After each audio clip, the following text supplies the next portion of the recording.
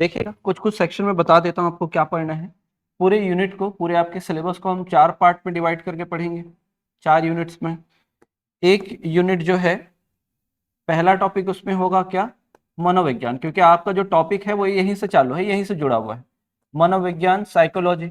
और अगर आप ध्यान दिए होंगे तो 2019 में जब पेपर हुआ था तो यहीं से एक क्वेश्चन था। साइकोलॉजी में अगर साइकी का मतलब साइकोलॉजी में साइकी का अर्थ क्या है, वहां से एक क्वेश्चन था, तो यही वाला प्रश्न था। इसमें हमको क्या पढ़ना है, 2 सेक्शन हमको इसमें देखने पड़ते हैं। एक तो इसका इतिहास देखना पड़ता है कि मनोविज्ञान का इतिहास कहाँ से स्टार्ट हुआ है, और दूसरा इसमें देखना पड़ता है क्या, संप्रदाय। तो 2 सेक्शन यहाँ पर देखने होते हैं, 2 सेक्शन यहाँ पर देखने होते हैं।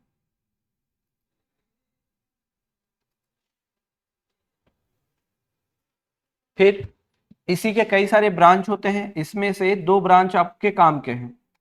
एक ब्रांच है शिक्षा मनोविज्ञान, शिक्षा मनोविज्ञान, एजुकेशनल साइकोलॉजी, एजुकेशनल साइकोलॉजी एक तो ये हो गया। दूसरा देखते हैं क्या, एक होता है बाल मनोविज्ञान, बाल मनोविज्ञान, चाइल्ड साइकोलॉजी, चाइल्ड साइकोलॉजी। तो मनोविज्ञान में ओवरऑल आप क्या समझते हैं, क्या होता है मनोविज्ञान में, बताओ बताओ क्या होता है। हाँ, व्यवहार का अध्ययन। 4 स्थिति निकल कर आती है ना, पहले बोला जाता था आत्मा का अध्ययन करेंगे, फिर आया मन मस्तिष्क का अध्ययन करेंगे, फिर आया चेतना का अध्ययन करेंगे, और फिर लास्ट में आया क्या, व्यवहार का अध्ययन करेंगे। तो अंततः क्या निकल के आता है रिजल्ट, कि ये क्या है, व्यवहार का अध्ययन है।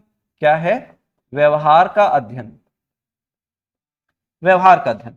तो शिक्षा मनोविज्ञान में क्या होगा, जो भी सीख रहा होगा, जिसको हम पढ़ा रहे होंगे, बता रहे होंगे, जिसको गाइड कर रहे होंगे, उसके व्यवहार का अध्ययन करेंगे कि हमने जो पढ़ाया है, हमने जो बताया है, हमने जो मार्गदर्शन दिया है, उससे उसके व्यवहार में परिवर्तन आया है कि नहीं आया है। तो यहाँ पर देखेंगे क्या, शिक्षा मनोविज्ञान में क्या होता है, जो भी अधिगम करता है उसमें परिवर्तन होने वाले व्यवहार का क्या करेंगे, अध्ययन करेंगे। अब ये क्या है, बाल मनोविज्ञान, मनोविज्ञान का मतलब तो समझ गए, व्यवहार का अध्ययन। बाल लगा है मतलब क्या हो जाएगा, बच्चों या बालकों के व्यवहार का अध्ययन। अब इसको कैसे देखेंगे, देखिएगा व्यवहार में कौन से प्रकार का परिवर्तन देखेंगे, व्यवहार में मात्रात्मक व गुणात्मक परिवर्तन, क्वालिटी एंड क्वांटिटी परिवर्तन। कैसे व्यवहार में परिवर्तन देखना है, तो व्यवहार मात्रात्मक और गुणात्मक, जहां भी मात्रात्मक और गुणात्मक शब्द जुड़ता है वहां पर उसके जगह हम यूज करते हैं क्या, विकास शब्द को यूज करते हैं, डेवलपमेंट को। जैसे आप लोग आगे चलकर इकोनॉमी पढ़ोगे तो इकोनॉमी में 2 टर्म होते हैं, है ना, एक होता है समृद्धि, आर्थिक समृद्धि, और एक होता है आर्थिक विकास। आर्थिक समृद्धि का मतलब, जैसे आज मेरे पास क्या है, जैसे कल मेरे पास 2 गाड़ियां थी, आज 4 गाड़ी है, 5 गाड़ी हो गई, 6 गाड़ी हो गई, तो मेरे पास क्या हो गई, संख्या बढ़ गई, क्या हो गई, संख्या बढ़ गई। लेकिन क्या पता सबके सब गाड़ी खराब हो, क्वालिटी बढ़ी है क्या, नहीं। जैसे मान लेते हैं क्या, हॉस्पिटल बढ़ गए, हॉस्पिटल बढ़ गए, संख्या बढ़ गई हॉस्पिटल्स की, लेकिन मरने वालों की संख्या अभी भी उतनी है, तो गुणवत्ता है क्या, नहीं। लेकिन अगर मान लो हमने क्या कर दिया, केवल मात्रा बढ़ रही है, गुण नहीं बढ़ रहा, तो उसको क्या बोलेंगे, केवल वृद्धि बोलते हैं। समझ में आया? जहां पर मात्रा के साथ क्या बढ़े, गुण भी बढ़े। जैसे मैंने कहा कि भाई हॉस्पिटल्स खुले, जिससे लोगों के मरने की संख्या क्या होगी, कम हो गई, लोगों को अच्छा इलाज होने लगा, तो गुण भी बढ़ गया, तो वो क्या होगा, वृद्धि। उसी को बोलेंगे आर्थिक वृद्धि भी बोलते हैं, अगर छोटे टर्म में बताने की कोशिश करूं तो इसी कारण जो हमारा पूरा टॉपिक हो जाता है, हमको क्या पढ़ना पड़ता है फिर इसमें, हमको एक्चुअल में हमारा जो टॉपिक हो जाता है वो होता है बाल विकास हो जाता है। तो हम क्या देखेंगे, बच्चों के व्यवहार में होने वाला मात्रात्मक और गुणात्मक परिवर्तन क्या होता है, आपका बाल विकास। तो इसी कारण जो हमारा टॉपिक हो जाता है वो क्या हो जाता है, हमको देखना है चाइल्ड डेवलपमेंट। क्या देखना है, चाइल्ड डेवलपमेंट। यही हमारे सिलेबस का बड़ा हिस्सा हो जाता है। तो इसे में देखिएगा, तो ये बेसिक है, ये 2 चैप्टर आपका बेसिक तैयार करेगा, क्योंकि इसी में क्या है, आपका इतिहास और संप्रदाय पढ़ने हैं। तो कुछ कुछ सेक्शन जो बाद में यूज होने वाले हैं वो पूरे चीज को यहां से आप देखोगे। तो इसमें देखो पहला टॉपिक क्या होने वाला है, सबसे पहले इसी को समझेंगे कि वृद्धि और विकास में किस प्रकार का अंतर है। फिर क्या पढ़ते हैं, विकास के सिद्धांत, विकास के सिद्धांत के बाद क्या होता है, विकास की अवस्था। अब जल्दी बताओ विकास की कितनी अवस्था होती है, विकास की अवस्था, हाँ बताओ। विकास में थोड़ा बहुत तो नॉलेज होगा, बाल विकास की अवस्था। तो बाल विकास में कितनी अवस्थाएं होती हैं,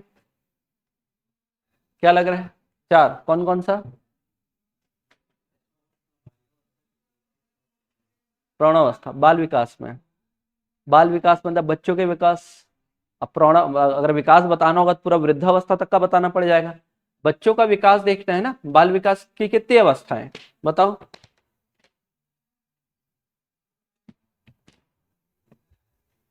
सिलेबस में क्या बताया गया है,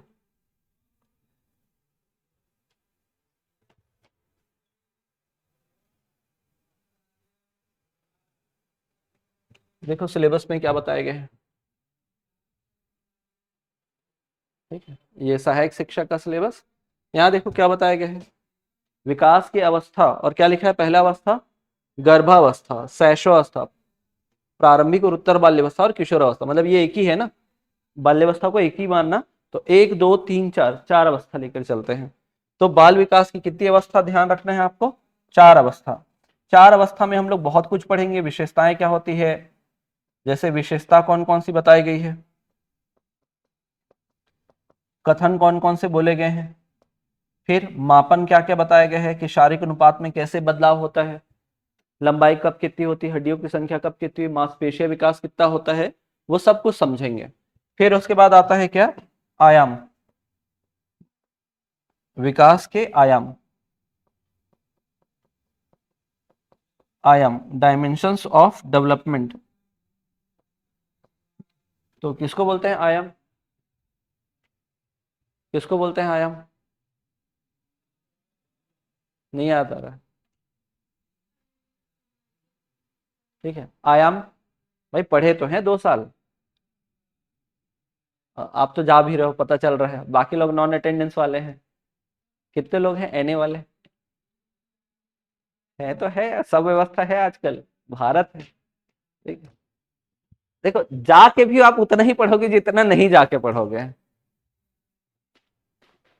आयाम जो है ना, इस चीज को बोला गया है लेकिन ना लिखा नहीं है।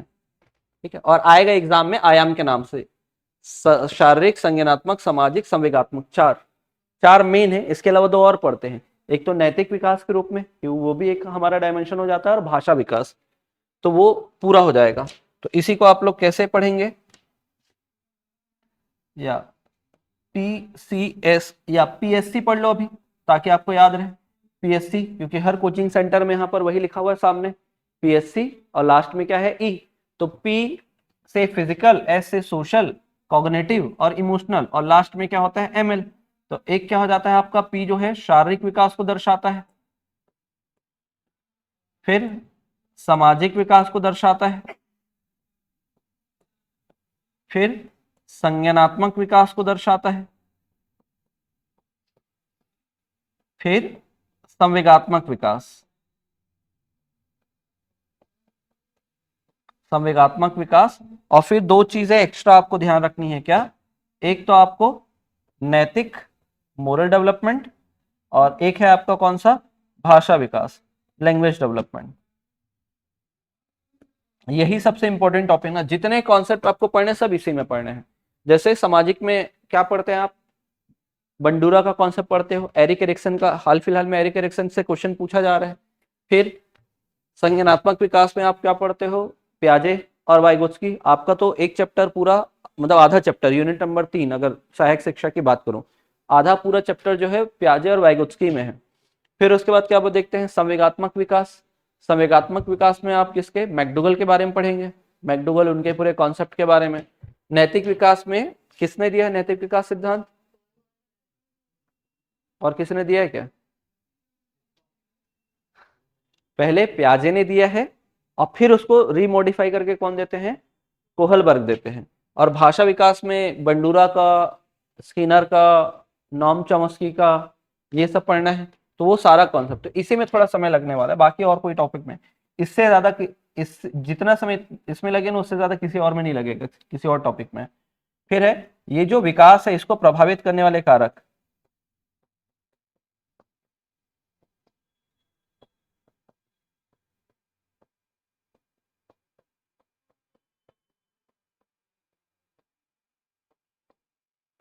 विकास को प्रभावित करने वाले कारक सहायक शिक्षक में थोड़ा अलग प्रकार से बताया जाता है, और इम्पोर्टेंट सहायक शिक्षक वाला ही है, ध्यान रखिएगा। प्रकृति पोषण, इसी को आपको वर्ग 2 में पूछ देता है। प्रकृति पोषण, निरंतरता, निरंतरता, और एक हो जाता है क्या, अनुभव, अनुभव। और शिक्षक वाले में तो केवल यही दो लिख दिया गया है। कौन कौन सा, वंशानुक्रम, हेरिडिटी एंड एनवायरमेंट, वंशानुक्रम और वातावरण। ये यूनिट 1।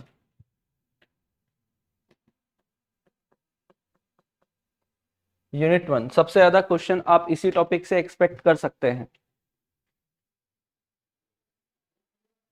सबसे ज्यादा क्वेश्चन आप इसी टॉपिक से क्या कर सकते हैं, एक्सपेक्ट कर सकते हैं। क्योंकि अगर आप टेट का भी सिलेबस देखोगे तो इससे मैं बताया था 18 नंबर का क्वेश्चन यहाँ से आने की संभावना है। आपके 2.5 यूनिट को कवर करता है ये। ठीक है, जैसे बता भी देता हूँ 2.5 यूनिट कौन कौन से।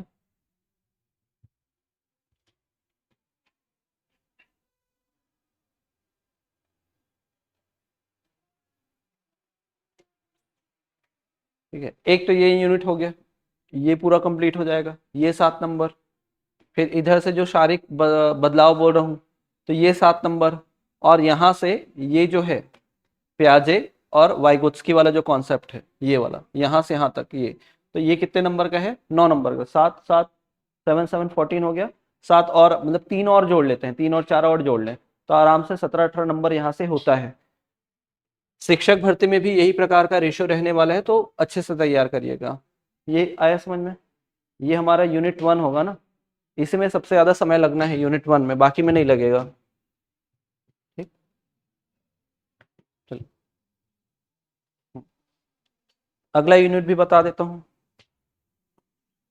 अगले यूनिट में ज्यादा समय नहीं लगेगा, लेकिन टॉपिक इंपॉर्टेंट है यहाँ का। यूनिट नंबर 2, पहला बुद्धि चिंतन, इसको विचार नाम से दिया हुआ है। चिंतन के बाद सृजनात्मकता,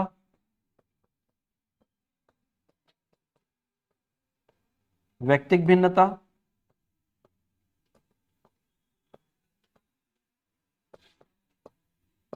व्यक्तिक भिन्नता, और एक हो जाएगा आपका व्यक्तित्व,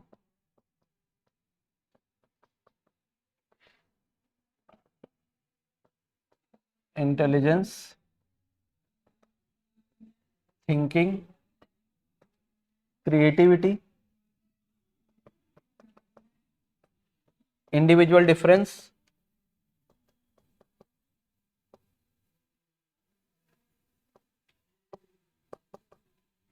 इंडिविजुअल डिफरेंस, और पर्सनालिटी। पर्सनालिटी, अब थोड़ा ध्यान दो, ये जो है इसमें इसमें 3-3.5 घंटे लगते हैं। ये पूरा टॉपिक मिला के आपका 3 घंटे में कंप्लीट हो जाता है, और इसमें 3-3.5 घंटे लगते हैं। मतलब 10 से 11 घंटे का यूनिट है, इससे ज्यादा नहीं चलेगा। अगर 2-2 घंटे का क्लास हुआ तो 5 दिन में खत्म हो जाएगा, ये ऐसा टॉपिक है। क्योंकि 1 घंटे का क्लास अगर मैं ले रहा हूँ, मतलब 85 मिनट क्लास होता है, कुछ ना कुछ तो रहता है आने जाने और बाकी सब में। अगर कंटिन्यू लेते हैं तो 10 से 15 मिनट एक्स्ट्रा मिलता है हमको। तो ये 10 घंटे इससे 11 घंटे का टॉपिक है, वो भी लिखवा के, हैंड रिटन नोट्स बनवा के। तो ये ज्यादा बड़ा टॉपिक नहीं, जल्दी ही कवर हो जाएगा अपना। फिर आगे देखिएगा, यूनिट नंबर 3 में थोड़ा समय लगेगा, 2-3 टॉपिक इसमें बड़े हैं। जैसे ये ज्यादा बड़ा टॉपिक नहीं है, अभिप्रेरणा, मोटिवेशन,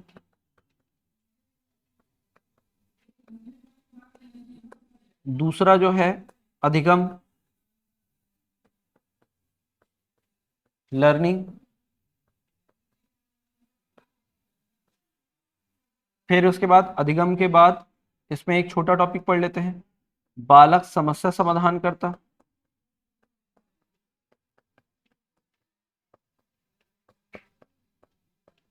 करता एवं वैज्ञानिक अन्वेषक के रूप में,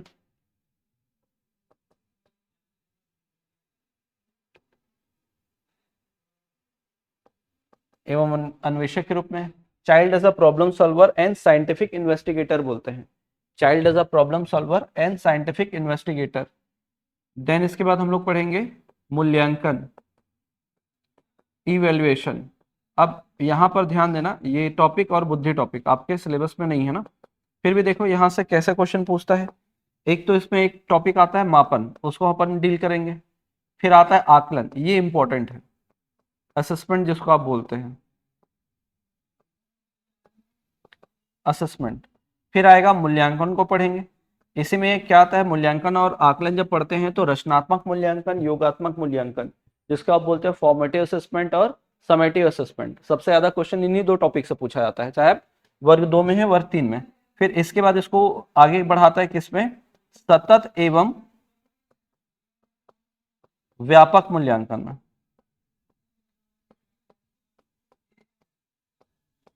सतत एवं व्यापक मूल्यांकन के रूप में क्या करता है, आगे बढ़ाता है। तो ये ध्यान रखिएगा, सतत एवं व्यापक मूल्यांकन। तो ये यहाँ पर कंप्लीट होगा। इसी में हम लोग क्या पढ़ेंगे, जो मैं अभी यूज कर रहा था, साधन, टूल्स। इसी में क्वेश्चंस आते हैं, क्या पोर्टफोलियो क्या होता है, वार्षिक अभिलेख क्या होता है, एनेक्डोटल रिकॉर्ड क्या होता है, कम्युलेटिव रिकॉर्ड क्या होता है, रूब्रिक्स क्या होता है, वो सारा कुछ इसी टॉपिक में पूछा जाता है। लास्ट इसमें देखेंगे हम लोग समावेशी शिक्षा।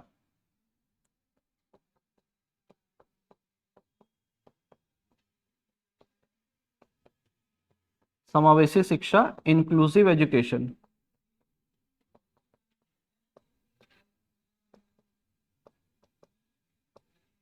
Inclusive education.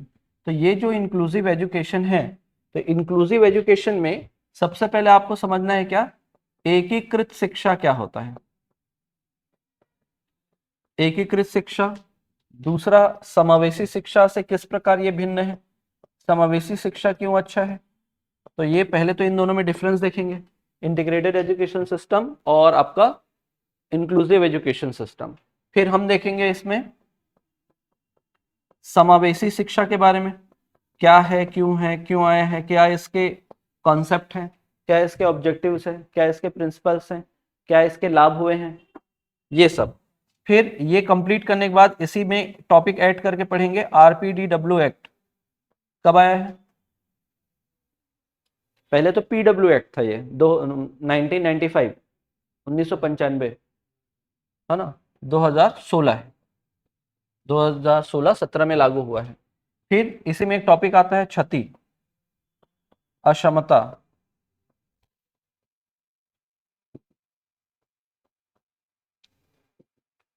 अक्षमता और अपंगता, इसे बोलते हैं इम्पेयरमेंट, डिसेबिलिटी एंड हैंडीकैप्ड। इसका भी फुल फॉर्म पूछा है। और लास्ट हम लोग इसमें पढ़ेंगे क्या, विशेष आवश्यकता वाले बच्चे,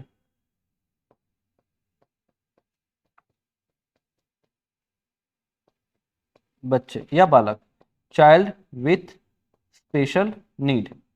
इसका फुल फॉर्म पूछा है एक बार, CWSN का मतलब क्या है, चाइल्ड विथ स्पेशल नीड। तो ये पूछा गया है, तो ये थोड़ा ध्यान रखिएगा।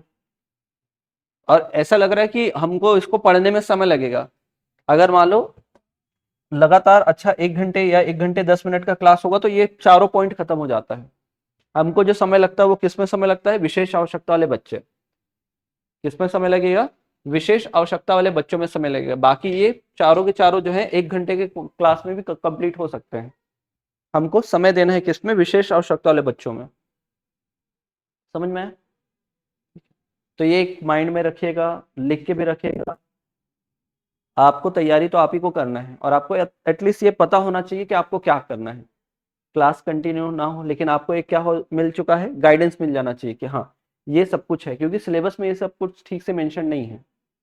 समझ में आया? सिलेबस में आपको प्रॉपर तरीके से नहीं बताया गया है कि आपको क्या पढ़ना है, कैसे क्वेश्चंस आ रहे हैं। यहाँ से आपको एक ओवरव्यू तो मिल जाएगा कि हाँ ये सब कुछ देखना है हमको। लास्ट यूनिट जो बता रहा हूँ उसको देखिएगा एक बार, फिर टॉपिक को भी समझना स्टार्ट करेंगे। यूनिट नंबर 4, सबसे पहले क्या देखेंगे, आरटीई। आरटीई सबसे ज्यादा इंपॉर्टेंट तो यही टॉपिक है, 2019 के पेपर में आया, 23 के पेपर में आया, हाल फिलहाल के पेपर में आ रहा है, और सबसे ज्यादा तो यही न्यूज में था। युक्ति युक्तकरण करने के चक्कर में जो इसमें फॉर्मूला बताया गया था कि 1 किलोमीटर के रेंज में स्कूल होना चाहिए, प्राथमिक इतने टीचर होने चाहिए, वो सारा सेक्शन वो सबको क्या कर दिया गया, हटा दिया गया। भाई मत सोचो हमको स्कूल मर्ज करना है, मतलब मर्ज करना है, सारा कैलकुलेशन हटा दिया गया है। तो ये तो अभी इंपॉर्टेंट है, हर बार के एग्जाम में ये पूछ ही रहे। फिर उसके बाद जैसे अभी भी देखो अधीक्षक के एग्जाम में भी है, अधीक्षक वाला एक एग्जाम होने वाला है जो सीजीपीएससी लेने वाला है ना, सुने हो ना, अधीक्षक का एक फॉर्म आया है, शायद उसका लास्ट डेट भी चला गया है, तो उसके लिए सोशियोलॉजी, एमपीडब्ल्यू और कुछ सेक्शन वाले दे सकते थे उसको, लॉ वाले दे सकते थे, तो वो लोग के लिए है। तो वहां भी दिया, और वहां पर भी अच्छा खासा क्वेश्चन यहाँ से पूछेगा, एक आध दो क्वेश्चन पूछ दे मतलब अच्छा ही खासा है। फिर एनईपी, भारत में कितने राष्ट्रीय शिक्षा नीति आई है, कौन सा नंबर का है,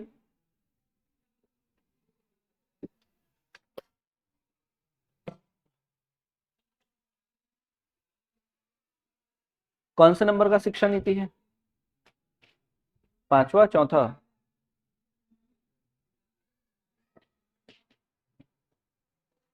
कौन सा नंबर का है, तीसरे नंबर का है, ठीक है।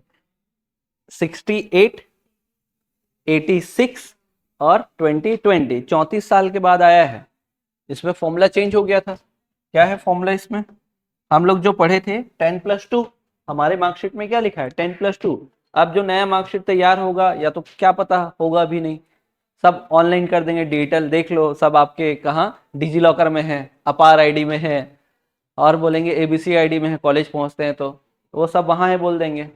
तो इसमें देखो ये तो पढ़ने ही है, इसके अलावा क्या होगा आपको पढ़ना है, इसके अंतर्गत जो इसमें शामिल किया गया है FLN, foundation literacy and numeracy, बुनियादी साक्षरता एवं संख्या ज्ञान, और इसके साथ क्या है, इसको आगे बढ़ाने के लिए एक और स्कीम यहाँ पर चालू किया गया बाद में, निपुण, सुने क्या इसके बारे में, टेट यहाँ से क्वेश्चन उठाता है ना, मतलब सेंट्रल जो टेट है वो यहाँ से क्वेश्चन उठाता है।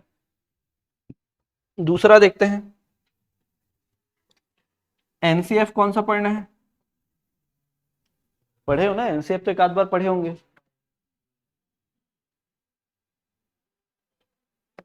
नहीं, शिक्षक भर्ती के बैच में, बताओ 2005 आपने पढ़ा है, लेकिन ये 2005 वाला जो है 86 में जब आया था ना उसके लिए, और 93 में जो संशोधन, और उसके बाद एनसीएफ में एक और हुआ था 2000 वाला, तो ये सब नहीं पढ़ना है अब आपको। आपको पढ़ना है कौन सा 22 और 23। जब भी एनईपी आता है तो उसके अकॉर्डिंगली क्या होता है एनसीएफ बनता है, ये बनाते हैं क्या पॉलिसी, पॉलिसी मतलब हम ये पढ़ाएंगे, और उस चीज को फुलफिल कौन करता है एनसीएफ, कि हाँ ठीक है इसमें हम लोग ये शामिल कर रहे हैं, ये सब पढ़ाना है।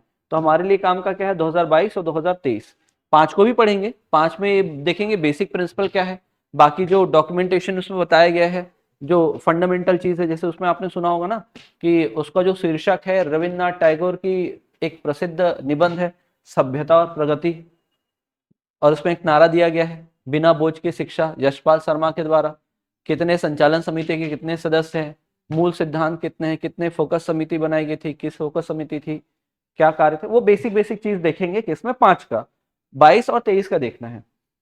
क्योंकि यहाँ पर आप जब देखते हो FLN में, मतलब निपुण भारत में, तो ये ऐसा स्ट्रक्चर बना हुआ है।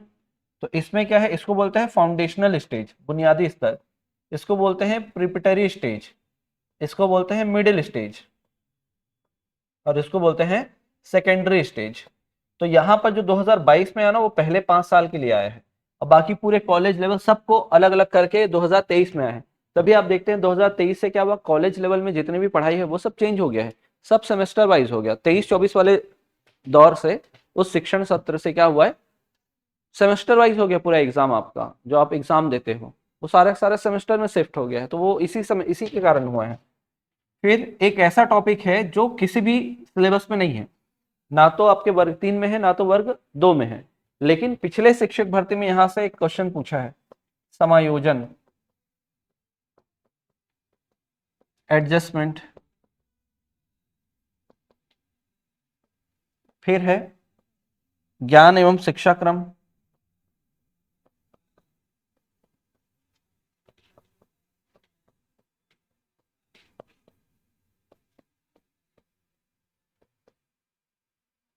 नॉलेज एंड करिकुलम,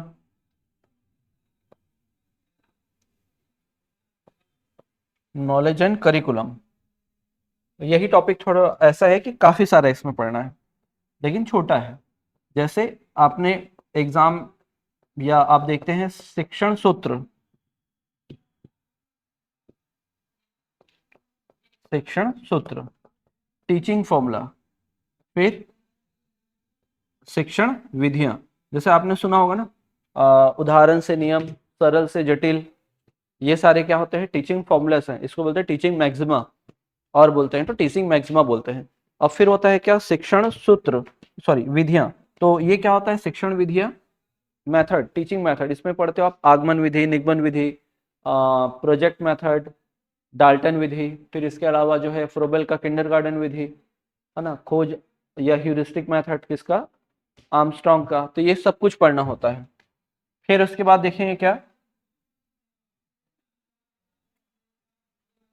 इकाई योजना, पाठ योजना,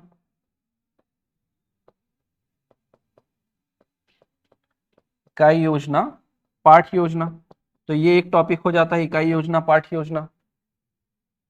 फिर जब कोई भी पार्ट आप शुरू करते हो तो उसके लिए क्या बनाते हो, एक रूपरेखा बनाते हो, व्यू रचना जिसको बोलते हैं, स्ट्रैटेजी। कि आप किसी भी टॉपिक को डील करने से पहले आप अपने माइंड में सोच के जाते हो कि इस टॉपिक को मैं बच्चों को कैसे बताऊंगा, कैसे कैसे इसको डील करूंगा, उसी चीज को बोला गया है व्यू रचना।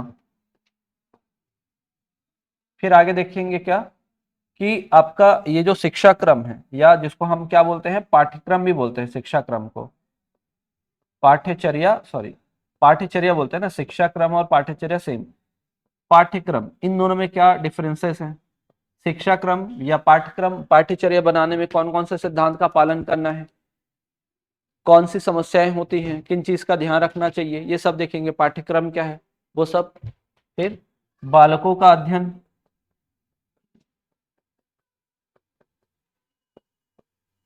बालकों का अध्ययन, कुछ महत्वपूर्ण पहलू ऐसे करके रहेगा। फिर देखेंगे बाल अधिकार, बाल अधिकार, और फिर देखेंगे क्या, शिक्षकों की भूमिका या शिक्षक की भूमिका। ऐसे करके ये टॉपिक आपका खत्म होगा।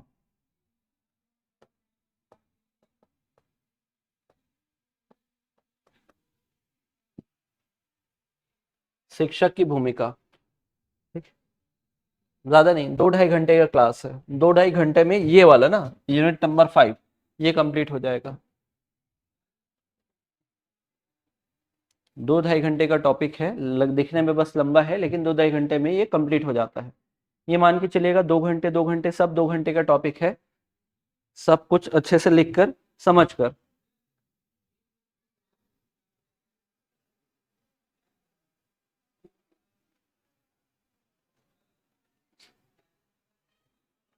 हो गया। तो ये आपके सिलेबस का 4 यूनिट है। पहला यूनिट देख लो, जो लोग नहीं लिखे हैं तो यहीं से फोटो खींच लो। तो ये यूनिट नंबर 1,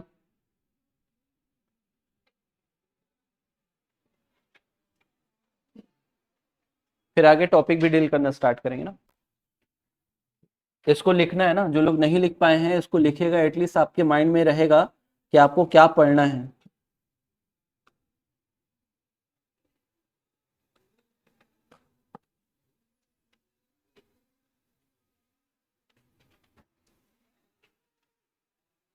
सेकेंड यूनिट ये रहा, सेकेंड यूनिट का टॉपिक ये है। थर्ड यूनिट, अभिप्रेरणा अधिगम, बालक समस्या समाधान करता, मूल्यांकन, समावेशी शिक्षा। और ये फोर्थ यूनिट।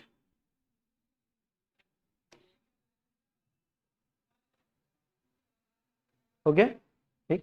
तो इसको आपको लिखना है ना कॉपी में, वो तो मैं अभी इस समय नहीं दे रहा हूँ लिखने का, लेकिन आपको लिखना है। एक बार आप सिलेबस भी देख लीजिएगा। तो सहायक शिक्षा का सिलेबस कुछ इस प्रकार है। तो ये आपने देखा प्रभावित करने वाले कारक, ये जब विकास की सांस्कृतिक सामाजिक सांस्कृतिक पृष्ठभूमि वाला टॉपिक आएगा, सामाजिक विकास वहां पर देखेंगे। ये अभी लास्ट में देखा आपने बच्चों का अध्ययन, लास्ट लास्ट में देखा ना सबसे भी, तो वो एक यूनिट कंप्लीट ना इतने में। फिर यूनिट नंबर 2, तो इसमें शारीरिक गत्यात्मक विकास, शारीरिक नियंत्रण समन्वय, तो वही है मापन वाला जो एक सेक्शन मैंने लिखा है कहाँ, अवस्थाओं के पास। तो ये शारीरिक बनावट में बदलाव, अनुपात में बदलाव, वजन और वृद्धि, संवेगात्मक विकास, नैतिक विकास, वातावरण। सेम टॉपिक वो फिर से दे दिया, देखो बालक की सामाजिक एवं सांस्कृतिक पृष्ठभूमि, व्यक्तित्व का विकास, समाजीकरण, तो समाजीकरण और ये व्यक्तित्व में पढ़ना ही है। फिर यूनिट नंबर 3 की अगर बात करूं तो ये है सीखना एवं संज्ञान का विकास। तो इसमें सीखना क्या है, तो ये क्या करो आप लास्ट वाले का टॉपिक में इसको डाल देते हैं लास्ट में, तो इधर, तो ये टॉपिक एक साथ पढ़ोगे आप, ये पढ़ चुके रहेंगे, ये पहले यूनिट में पढ़ चुके हैं। ये भी आप क्या पढ़ोगे, पहले यूनिट में आएगा, ये भी आपके पहले यूनिट में आएगा। यहाँ भी क्या है, ले वाइगोत्स्की का कॉन्सेप्ट दिया गया है, ये आपका सब पहले यूनिट में आने वाला है। फिर आपने ये भी लिखा है समस्या समाधान करता कैसे होगा, वैज्ञानिक अनुसंधान करता कैसे होगा, ये सब अधिगम वाले टॉपिक के अंतर्गत पढ़ेंगे। ये अभिप्रेरणा और सीखना, सीखना मतलब अधिगम, तो ये सारा जो डेटा है वो इसके अंदर आता है। फिर यूनिट नंबर 4, तो यूनिट नंबर 4 देख लो, पढ़े हो। आवश्यकता, विशेष आवश्यकता वाले बच्चों से क्या अभिप्राय है, क्षति अपंगता अक्षमता, विभिन्नताओं में समानता, विशेष आवश्यकता वाले बच्चों के साथ कार्य। फिर ज्ञान और शिक्षा क्रम, तो ये पूरा आप देखे हो, शिक्षा क्रम के चुनाव का आधार क्या होना चाहिए। फिर 2009 अधिनियम, शिक्षा की भूमिका उत्तरदायित्व और बाल अधिकार, तो एक सेक्शन यहाँ पर कंप्लीट हुआ। फिर अगर शिक्षक का देखेंगे तो शिक्षक में 3 यूनिट दिया गया है, एक यूनिट पूरा ये है, एक यूनिट पूरा ये, जिसमें आपको क्या देखना है, विकास की अवधारणा, मतलब वो पूरा कॉन्सेप्ट आपको पढ़ना ही है। विकास के सिद्धांत लिखे हो आप एक जगह, बुद्धिमत्ता, ये वंशानुक्रम वातावरण का प्रभाव, बुद्धिमत्ता, ये पूरा बुद्धिमत्ता तक यहाँ है। फिर भाषा और विचार, तो चिंतन। फिर सीखने वाले के मध्य व्यक्तिक भिन्नता, तो एक टॉपिक पढ़े तो व्यक्तिक भिन्नता पूरा यहाँ तक है। फिर उसके बाद मूल्यांकन का पूरा यहाँ तक जाएगा, तो मूल्यांकन भी आपने देखा। फिर समावेशी शिक्षा की अवधारणा, विशिष्ट आवश्यकता वाले बच्चे, ये टॉपिक हमने देखा। और एक लास्ट यूनिट दे दिया है क्या, सीखने सिखाने के आधारभूत तरीके, मतलब इसमें पूरा जो वो विधियां हैं वो पूरा यहाँ पर पढ़ना है। व्यूहरचना, सामाजिक क्रियाकलाप के रूप में सीखना, तो जितने भी मैंने सीखने के नियम पढ़ने हैं वो सब इसी में है। बालक समस्या समाधान करने वाला, वैज्ञानिक अनुसंधान करने वाला, ये हो जाएगा। संज्ञान, कॉग्निशन, वो कॉग्निटिव डेवलपमेंट में पढ़ोगे। संवेग, संवेगात्मक विकास। अभिप्रेरणा, सेम ये टॉपिक ऊपर भी है, अभिप्रेरणा और सीखना, सीखना मतलब आपका अधिगम। सीखने के सहयोगी कारक, व्यक्ति कारक और पर्यावरणीय कारक, तो ये पूरा टॉपिक आपका क्या हो जाएगा, कवर हो जाएगा इतने में। सेम चीज आपका टेट में भी दिया है, कोई बदलाव नहीं है, जो जो चीज आपने अभी सुना है देखो। यूनिट 1 सेम वही है टेट के एग्जाम में, यूनिट 2 सेम चीज दिया हुआ है, कोई बदलाव नहीं है, यूनिट 3 सेम चीज दिया हुआ है, जिस सीक्वेंस में दिया है उसी सीक्वेंस में शिक्षक भर्ती में भी है। चौथा वही, अगर आप शिक्षक का सिलेबस देखोगे तो शिक्षक के सिलेबस में भी क्या दिया गया है, सेम पैटर्न दिया गया है, कोई बदलाव नहीं है। तो 15 नंबर का है पूरा पहला चैप्टर, तो ये सब वही है, समावेशी शिक्षा की अवधारणा ये, और सीखना एवं शिक्षण शास्त्र, सब कुछ वही दिया है, कोई चेंजेस नहीं है।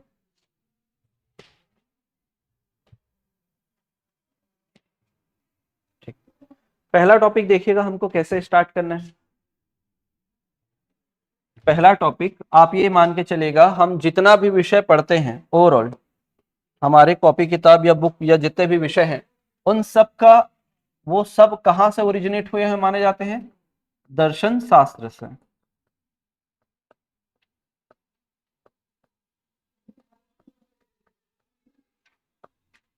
क्या माना जाता है कि जितने भी विषय हमारे हैं उन सब का एक बेसिक सोर्स है, और वो बेसिक सोर्स क्या कहलाता है, दर्शन शास्त्र।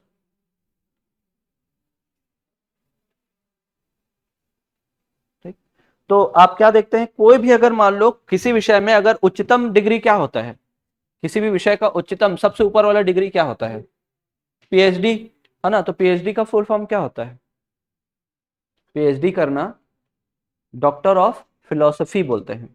डॉक्टर ऑफ फिलोसफी मतलब इसमें सबसे ज्यादा चिंतन अगर किसी पर्सन ने किया है तो उसको क्या बोल देते हैं, डॉक्टर ऑफ फिलोसफी का उपाधि देते हैं, पीएचडी बोल देते हैं फिर उसी को।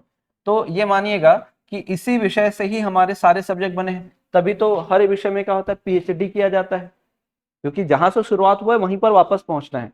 यही बोला जाता है ना, अलग विचार आपको प्रस्तुत करना होता है। तो हुआ क्या, होता क्या है भाई, कहीं ना कहीं बैठ के कोई ना कोई सोचा होगा इसको क्या बोलना चाहिए, फिर उसमें और चिंतन हुआ होगा, फिर और लोग मिले होंगे, तो एक सब्जेक्ट के रूप में अलग अलग हुआ वो।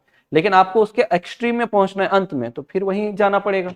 तो पीएचडी मतलब क्या है, नई अवधारणा ढूंढनी पड़ती है, नया कॉन्सेप्ट बताना पड़ता है, नया शोध विषय होना चाहिए, पुराने वाले को कॉपी नहीं कर सकते आप।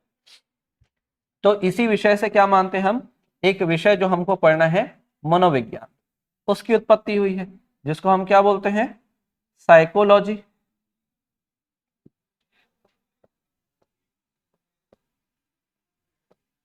साइकोलॉजी। और इसी साइकोलॉजी में हमको दो सेक्शन देखने हैं। एक तो क्या है, आगे चलकर शिक्षा मनोविज्ञान देखेंगे,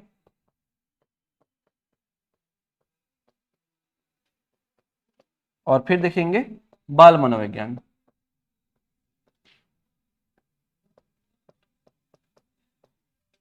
बाल मनोविज्ञान। लेकिन उसको इधर पहुंचने से पहले आपको क्या पढ़ना पड़ता है, एक तो भाई इसका भी कोई ना कोई इतिहास रहा होगा, इसका भी कोई ना कोई क्या है, इतिहास है, और दूसरा क्या है, इसके भी कोई ना कोई क्या है, संप्रदाय है, स्कूल्स ऑफ साइकोलॉजी बोलते हैं।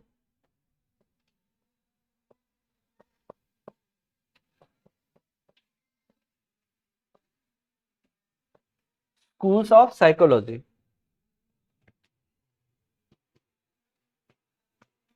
तो ये देखना है, तो पहला हम लोग क्या देखेंगे, इतिहास, ऐतिहासिक पृष्ठभूमि देखने की कोशिश करेंगे।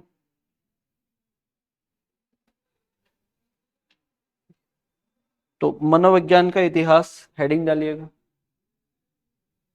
ठीक। पहला देखिएगा मनोविज्ञान का इतिहास।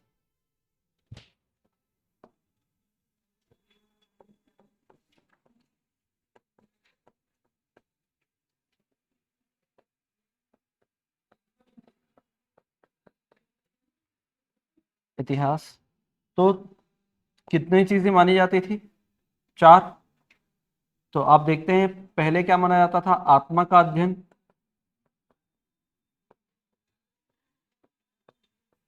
Study of soul, study of soul. फिर मन मस्तिष्क का अध्ययन माना जाता था,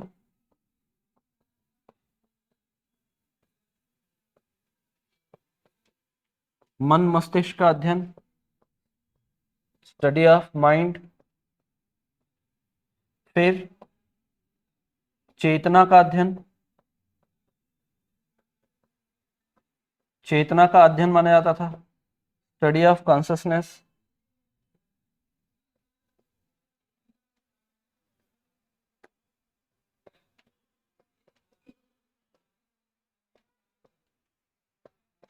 स्टडी ऑफ कॉन्शसनेस। फिर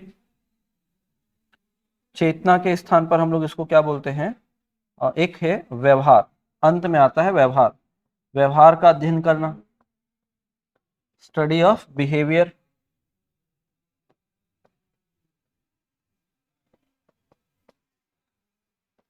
स्टडी ऑफ बिहेवियर। तो ये है। अब यहां से देखिएगा, इसको प्रेजेंट किया था किसने, अरस्तु, एरिस्टोटल। इसको प्रेजेंट किया पंपोनोजी। इसको प्रेजेंट करते हैं कौन, वुंट, विल्हेम वुंट। और इसको प्रेजेंट करते हैं बाद में वाटसन। अब इन सब पर चर्चा कब होती है, तो ये बोला जाता है ये तो बहुत पुराना है, और ये 350 ईसा पूर्व से लेकर 16वीं शताब्दी तक चलता है। कब तक चलता है, 16वीं शताब्दी तक। फिर उसके बाद ये चलेगा 17वीं से 17वीं और 18वीं शताब्दी में, 18वीं शताब्दी में। फिर उसके बाद अगर देखते हैं चेतना का विज्ञान जो है ये 19वीं शताब्दी में आता है, और ये चलता है कब, 20वीं शताब्दी में। तो शताब्दी का मतलब समझते हैं ना, 20th सेंचुरी और ये सब। तो जैसे अगर मान लो मैं अगर ये बोल रहा हूँ, जैसे इसको समझाने के लिए ना, क्योंकि आपको डेट दिए रहेगा और आपको शताब्दी में बताना रहता है, जब शताब्दी रहेगा डेट में बताना है आपको। जैसे मैं इसको क्या लिखूंगा,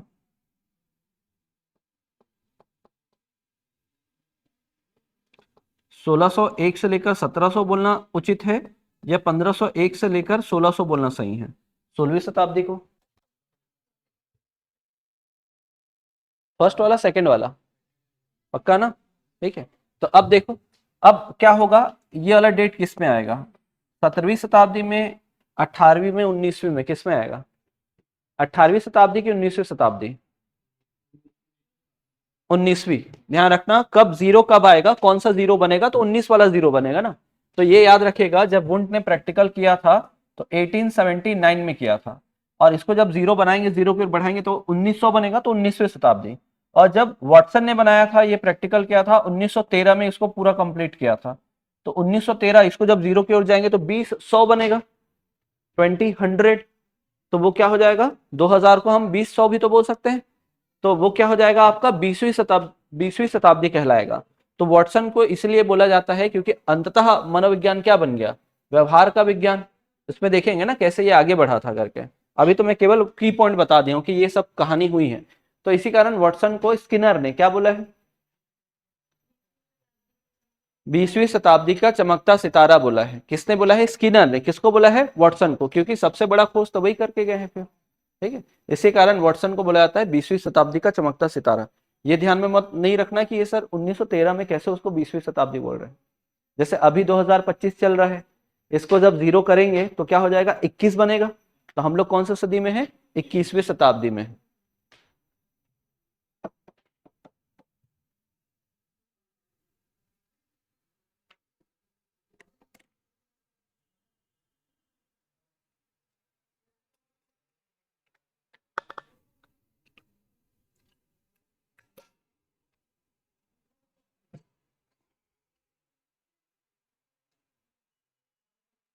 समझ में आया? कल यहीं से आगे बढ़ेंगे, इसी टॉपिक को आगे बढ़ाएंगे ना।